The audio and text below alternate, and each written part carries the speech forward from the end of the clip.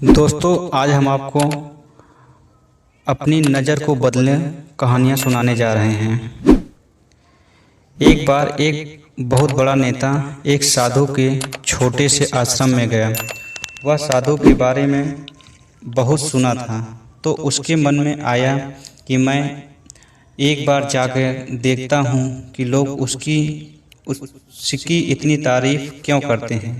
जब मैं उस आश्रम में गया तो वहाँ पर एक छोटा सा कमरा था जहाँ पर एक कालीन बिछा हुआ था।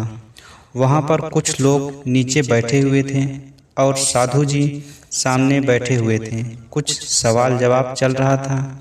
वह नेता उस आश्रम में आया और उस नेता के साथ 4 बॉडीगार्ड भी थे और उसकी यह आदत थी कि जहाँ पर भी वह जाता था लोग अपनी जगह से खड़े हो जाते थे और उसकी तरफ देखते थे, हाथ जोड़ते थे और सर झुकाते थे।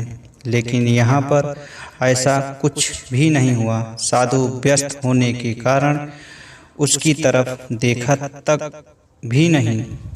तभी नेता को लगा कि यह मेरी बेइज्जती है और वह इस बात से गुस्सा हो गया। नेता ने थोड़ा गुस्से से साधु की बात को बीच में काटते हुए कहा कि मैं आपसे कुछ कहना चाहता हूँ। साधु ने उसकी तरफ देखा और बोला, आप थोड़ी देर रुकिए, पहले मैं इनके सवाल का जवाब देता हूँ, उसके बाद मैं आपसे बात करता हूँ। तब तक आप अगर चाहें तो आप बैठ सकते हैं। बस साधु का इतना कहने की ही देरी थी, नेता का चेहरा गुस्से से लाल हो गया और फिर उसने अपना सारा गुस्सा उस साधु पर निकाल दिया। तभी तक वह नेता बहुत तमीज से आप करके बात कर रहा था, लेकिन अब वह तू तड़ाक पर उतर आया। नेता ने उस साधु को कहा, तुझे पता भी है मैं कौन हूँ और तू किससे बात कर रहा है? साधु ने उसकी तरफ देखा और कहा, मुझे इससे कोई फर्क नहीं पड़ता कि आप कौन हैं, लेकिन आप जो कोई भी हैं, अगर आप चाहते हैं कि मैं आपके सवाल का जवाब दूं या आपसे बात करूं, तो आपको कुछ देर रुकना होगा। और साधु की यह कहते हैं नेता गुस्से से पागल हो गया और वहीं सब के सामने चीखने चिल्लाने लगा, अब मैं तुझे तेरी असली औकात दिखाऊंगा। तूने मुझसे पंगा लेकर मैं तेरे बारे में क्या सोचता हूँ।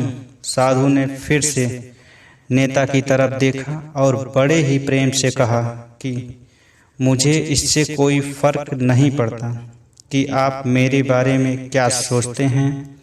आप जो चाहे हो मेरे बारे में सोच सकते हैं।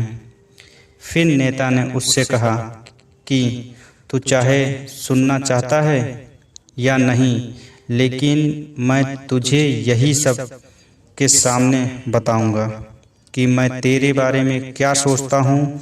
तू कोई साधु नहीं है, तू एक बहुत ही घटिया इंसान है। तू एक ढोंगी है, पाखंडी है और यहाँ पर जितने भी लोग बैठे हैं उन सबको बेवकूफ़ बना रहा है। तेरा बस एक ही मकसद